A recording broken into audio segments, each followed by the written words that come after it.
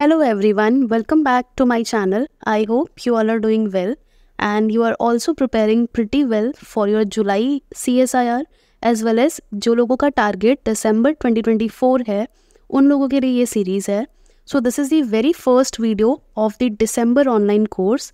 सो आज के वीडियो में I will discuss the fundamental process and उसी से हम स्टार्ट करेंगे. सो बेसिकली आज वेरी फर्स्ट वीडियो है 2024 सेशन का. So do watch it. So this is the very first video of the December online course. And इस course में I'm gonna provide you the detailed lectures as well as the PYQs, new questions and as you already know कि मैं बहुत सारे interesting flashcards में बहुत सारी important information अपने community post में as well as in my Telegram channel I always post it. So you gonna get flashcards of various important topics like CSIR के B section के pointers as well as C section में कौन से statement based question आ सकते हैं ये भी मैं अपने फ्लैश कार्ड से प्रोवाइड करती हूँ. सो आपको ये सारी ही चीज़ें बहुत डिटेल में मिलने वाली है. So I will now provide a little information about the membership of the channel. आपको मेंबरशिप लेना पड़ेगा because I will provide this video for the members only. Because एक ऑडियंस अगर होगी जो सीरियसली डेडिकेटेड है प्रिपरेशन के लिए, उन्हें पढ़ाना एक अलग चीज़ होती है एंड रैंडमली जो ग्रुप ऑफ पीपल हैं उनको पढ़ाना इज़ वेरी डिफरेंट. सो अगर मुझे भी पता होगा कि हाँ मेरे पास में इतनी ऑडियंस है, मुझे इतने मेंबर्स को बहुत सीरियसली प्रिपेयर करवाना है, so I will make a schedule accordingly. So I will request कि आप मेंबरशिप लीजिए बिकॉज उसमें आपको वीडियो का एक्सेस मिलेगा and also I will provide for members only post. जितने भी इंपॉर्टेंट फ्लैश कार्ड्स हैं वो अलग से मेंबर्स के लिए मैं लेके आऊँगी and also some shorts that will be exclusively for the members only. Now ये वाला जो मेंबरशिप है उसमें अगर आप मेंबरशिप लेते हैं तो ये जितने भी वीडियोस हैं वो सिर्फ और सिर्फ आप ही देख पाएंगे. एंड अगर आप मेंबर नहीं हैं so you won't have that access to watch the video. And initially few videos मैं सभी के लिए रखूँगी as a demo. But I don't think कि डेमो की ज़रूरत है because I have already more than 400+ videos regarding CSIR. So you're already aware of how I teach. So if you want to prepare seriously, you can take the membership. And now let's move on to the topic. So this is the whole syllabus of the fundamental process, that is the third unit of CSIR syllabus. So basically यहाँ पे आपको देखने को मिलेगा 4 major topic, that is firstly DNA replication and the transcription process and the translation process, that is the protein synthesis pathway and the gene expression or the regulation of gene expression. यानी मोटा मोटा आप बोल सकते हैं कि 4 topics हैं: DNA replication, transcription, translation and the gene expression. So in 4 topics में से आपको इनके बहुत सारे पार्ट्स ब्रेक करके पढ़ना. Like you have to learn about the different factors involve in that particular process. Like अगर आप DNA replication पढ़ रहे, you all know what are the different enzymes involved in the DNA replication process, similarly in the RNA synthesis or the transcription, and what are the different factors responsible for the protein synthesis in 3 different steps like initiation, elongation, termination, and उसी के साथ साथ gene expression में कौन कौन से factors हैं. सो ये वाला जो यूनिट है पूरी तरह से आपका फैक्चुअल है, यानी इससे इतने सारे फैक्चुअल क्वेश्चंस उठ सकते हैं, स्पेसिफिक क्वेश्चंस उठ सकते हैं. कौन सा एंजाइम है, उस एंजाइम का नाम क्या है, यूकैरियोटिक में उसे क्या बोला जाता है, प्रोकैरियोटिक में उसे क्या बोला जाता है, कौन सा फैक्टर टर्मिनेशन करा रहा है, कौन सा फैक्टर इलोंगेशन करा रहा है एंड लाइकवाइज. सो इस पूरे यूनिट को I will provide in a very easy manner. सारा ही कुछ मैं नोट्स प्रोवाइड करूँगी, सारा ही detailed notes, and also I will provide some of the new question that can be asked in your upcoming exam. अगर आप गेट टारगेट कर रहे हैं या फिर आप DBT टारगेट कर रहे हैं, so you can watch this series because this will be going to be equally beneficial for other exam as well. So let started. आज का हमारा टॉपिक जो रहेगा DNA replication से we will start. So let started. So books जो आप refer कर सकते हैं इन सब यूनिट्स के लिए जो भी मैंने बताया, that is the molecular biology of the cell by Alberts and along with Cooper, Karp. And now जैसे कि मैंने बताया कि DNA replication, transcription, translation and gene regulation, these are the 4 topic you have to go through in the fundamental process वाला unit. So आज हम लोग start करेंगे आज की वीडियो से DNA replication. सो जो डीएनए रेप्लिकेशन का जो प्रोसेस है, as we all know, reproduction is a fundamental property of all living system. यानी रिप्रोडक्शन जो है वो हर लिविंग ऑर्गेनिज्म में एक फंडामेंटल प्रोसेस है, यानी एक बेसिक नीड है, नेसेसिटी है अगर लिविंग बीइंग को सर्वाइव करना है तो। नाउ रिप्रोडक्शन जो है वो सेवरल लेवल्स में हम देख सकते हैं, जैसे कि ऑर्गेनिजम्स जो हैं वो डिवाइड होते हैं एसेक्सुअली, यानी वो एसेक्सुअली भी रिप्रोड्यूस कर सकते हैं या फिर वो सेक्सुअली भी रिप्रोड्यूस कर सकते हैं। नाउ इसके अलावा जो सेल है, यानी एक सेल से जब दो सेल बनता है, that is known as the cellular division. And अगर एक सेल से अगर दो सेल डिवाइड हो रहा है, सो इसके अंदर हमें पता है न्यूक्लियस में क्या होता है, हमारा जेनेटिक मटेरियल होता है। तो अगर सेल का जेनेटिक मटेरियल ही डिवाइड नहीं होगा दो डॉटर सेल्स के लिए, so that cell will ultimately die. यानी पूरे हमारे ग्रोथ या फिर हमारे डेवलपमेंट, उन सबको रेगुलेट करने के लिए we need our genetic material. So उसी प्रोसेस को बोला जाता है the process of replicating the genetic material. यानी when genetic material duplicates it is known as the DNA replication. So replication जो प्रोसेस है वो एक बहुत बेसिक एंड फंडामेंटल पार्ट है रिप्रोडक्शन का। यानी हर सेल जब डिवाइड होती है, so before dividing the DNA duplicates so that each daughter cell will receive an equal amount of genetic material as the parent cell have.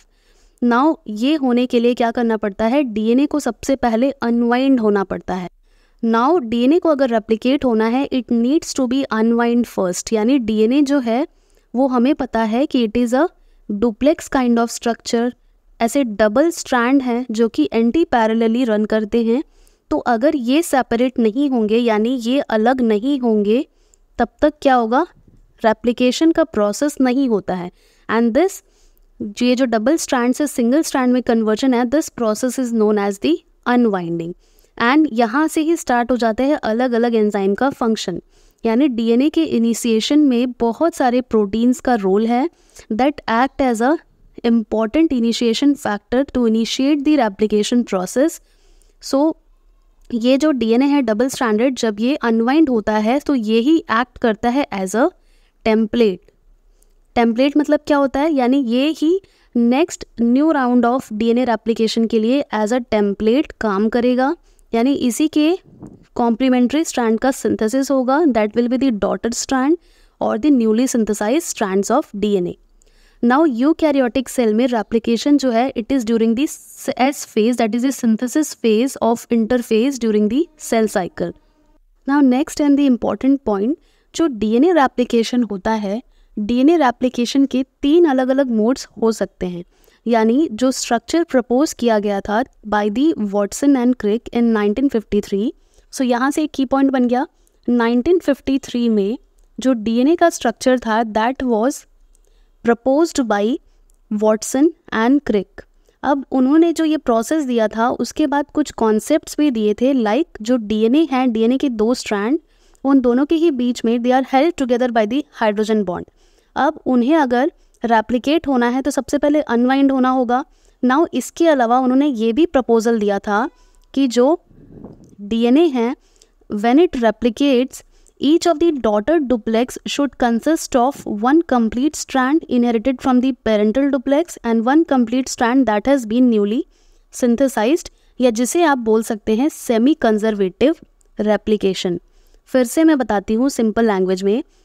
Watson and क्रिक ने अपने जो स्ट्रक्चर इलुस्ट्रेट किया था उसके साथ में एक प्रपोजल ये भी दिया था कि जब भी डीएनए रेप्लिकेट होता है, सो डीएनए रेप्लिकेशन का अगर बात करें तो 2 स्ट्रैंड होता है डीएनए रेप्लिकेशन में। Let me change the colour. So यहाँ पे अगर ये वाला एक स्ट्रैंड है, ये रेड वाला, एंड एक ऑरेंज कलर से मैंने एक स्ट्रैंड बनाया है। सो जब भी डीएनए का रेप्लिकेशन होता है तो हमेशा एक parental strand as it is रहना चाहिए। जब भी डीएनए का रेप्लिकेशन होगा सेमी कंजर्वेटिवली तो उसमें एक पैरेंटल स्ट्रैंड रहेगा और एक न्यूली सिंथेसाइज स्ट्रैंड रहेगा। यानी आप ये बोल सकते हैं कि 50% जो है वो पैटर्नल डीएनए है एंड 50% जो है वो न्यूली सिंथेसाइज डीएनए है जो कि कॉम्प्लीमेंट्री है टेम्पलेट के। So this is known as the semi conservative mode of replication. इसके अलावा भी दो अलग मोड्स हैं, that is the conservative mode of DNA replication and dispersive mode of DNA replication. So हम इसे एक एक करके देखते हैं कि ये क्या चीज़ है। Now DNA replication is a semi conservative process. Semi का मतलब क्या है, हाफ कंजर्वेटेड है। हाफ कंजर्वेटिव का क्या मतलब हो गया, half of the newly synthesised DNA molecule is of parental DNA and the half is new. यानी जो दो स्ट्रैंड्स थे ये पैरेंटल डीएनए है। पैरेंटल डीएनए में से आप देखिए ब्लैक वाला एक स्ट्रैंड दिख रहा है आपको दोनों में ही, एंड एक रेड वाला स्ट्रैंड दिख रहा है। इट मीन्स कि ये जो ब्लैक वाला जो पैरेंटल डीएनए था 50% नए डीएनए में वो है एंड 50% क्या है, न्यू है। 50% ओल्ड एंड 50% न्यू, यानी DNA molecule from first generation progenies. So this mode of replication is known as the semi conservative mode of replication. Now जब ये वाले फर्स्ट जनरेशन वाले का जब डुप्लीकेशन होगा या रेप्लिकेशन होगा तब क्या होगा, DNA molecules from the second generation progenies में क्या होगा, ये देखिए ये जो है 50% पैरेंटल है इसी के जैसा एंड 50% क्या है, न्यूली सिंथेसाइज्ड स्ट्रैंड है। यानी 50% जो है वो न्यू है, 50% जो है वो पैरेंटल है। So again semi conservative replication. अब दूसरा मोड देखते हैं, that is the conservative mode of DNA replication. So this is the conservative mode of DNA replication. And conservative mode में क्या होता है कि जो भी दो ओरिजिनल स्ट्रैंड्स हैं, the two original strands would remain together after serving as a template and the two newly synthesised strand भी क्या रहेंगे, एक साथ ही रहेंगे। यहाँ फिगर में देखिए ये है पैरेंटल डीएनए। तो जब फर्स्ट जनरेशन हुआ है, फर्स्ट जनरेशन प्रोजेनीज में कैसे डीएनए देखने को मिल रहे हैं, so it is the parental, यानी दोनों ही यहाँ पे स्ट्रैंड देखिए पैरेंटल स्ट्रैंड है, parental and parental, both these strands are parental only. जैसे कि हमने सेमी कंजर्वेटिव में देखा था कि एक स्ट्रैंड जो है वो पैरेंटल होता है एंड नेक्स्ट जो स्ट्रैंड होता है दैट इज कॉम्प्लीमेंट्री और दी न्यूली सिंथेसाइज स्ट्रैंड। बट यहाँ पे क्या देखने को मिल रहा है कि दोनों ही स्ट्रैंड जो हैं वो क्या है, पैरेंटल हैं एंड उसके अलावा जो नेक्स्ट प्रोजेनी है उसमें क्या है, दोनों न्यूली सिंथेसाइज्ड हैं। So this is known as the conservative mode of replication. So conservative replication में क्या मिला है देखने को कि एक डॉटर डुप्लेक्स में सिर्फ और सिर्फ क्या होगा, पैरेंटल डीएनए होगा। जैसा कि हमें यहाँ देखने को मिल रहा है कि ये वाले डॉटर डुप्लेक्स में क्या है, सिर्फ और सिर्फ पैरेंटल डीएनए है, दोनों ही ब्लैक हैं जैसा कि यहाँ पे था पैरेंटल डीएनए में। एंड एक जो डॉटर डुप्लेक्स होता है उसमें क्या होता है, दोनों ही न्यूली सिंथेसाइज्ड स्ट्रैंड होते हैं and this mode of replication is the conservative mode of replication. Now जो थर्ड मोड है that is the dispersive mode of replication. ये डिस्पर्सिव है, ये भी एक मोड ऑफ डीएनए रेप्लिकेशन है। इसमें क्या होता है, in the figure you can see कि ये जो पैरेंटल डीएनए है that is broken down into several fragments and the newly synthesised fragment और the daughter duplex will have the short segment of the parental DNA. आप words पे देखा कीजिए कि क्या वर्ड्स का यूज़ हो रहा है, उसके अकॉर्डिंग आपको आधी बायोलॉजी वैसे ही समझ में आ जाएगी। सो डिस्पर्सिव मतलब क्या है, पैरेंटल डीएनए जो है वो क्या हो गया, that is fragmented and fragment होने के बाद में क्या हुआ, जो भी डॉटर डुप्लेक्सेस बने हैं उसमें क्या हुआ है, यहाँ पे देखिए कहीं कहीं पे ब्लैक दिख रहा है that is the stretch of parental DNA and red वाला जो है that is the newly synthesised stretch of the daughter duplex. So this mode of DNA replication is the dispersive. So as a result, the daughter duplex would contain strands that were composites of old and new DNA. अब इसका जो product होता है, ये जो daughter duplex होंगे वो क्या होगा, उसमें स्ट्रेचेस होंगे जैसे कि यहाँ देखने को मिल रहा है, ब्लैक भी है यानी यहाँ पे पैरेंटल डीएनए भी दिखेगा और जो रेड स्ट्रैच दिख रहा है उसमें क्या दिखेगा, न्यूली सिंथेसाइज्ड डीएनए भी होगा उसी में। So this mode is known as the dispersive mode of DNA replication. Now let's start discussing the DNA replication in bacteria or the prokaryotes, जहाँ से questions बहुत सारे बनते हैं and variety of questions are asked from this topic. So replication जो है वो कहीं पे भी अपने आप से start नहीं हो जाता है. So there is a specific site यानी कुछ लोकेशन होते हैं जहाँ पे ये स्पेसिफाई किया गया है कि हाँ वहाँ से ही रेप्लिकेशन स्टार्ट होना है, यानी थ्रू आउट द क्रोमोसोम में कहीं पे भी जो रेप्लिकेशन है वो स्टार्ट नहीं हो सकता. So it start at a specific site on the bacterial chromosome that is known as the origin of replication. So the origin of replication on the E. coli chromosome is a specific sequence called ORI-C. Now from here a B section question is made. Like we use a bookmark to mark the place from where we have to start reading again. तो book में हम क्या करते हैं, पढ़ते हैं and जहाँ तक हमने पढ़ा वहाँ पे हम बुक मार्क डाल के रख देते हैं ताकि हमें पता रहे कि हाँ यहाँ से हमें स्टार्ट करना है नेक्स्ट टाइम जब भी हम स्टार्ट करें.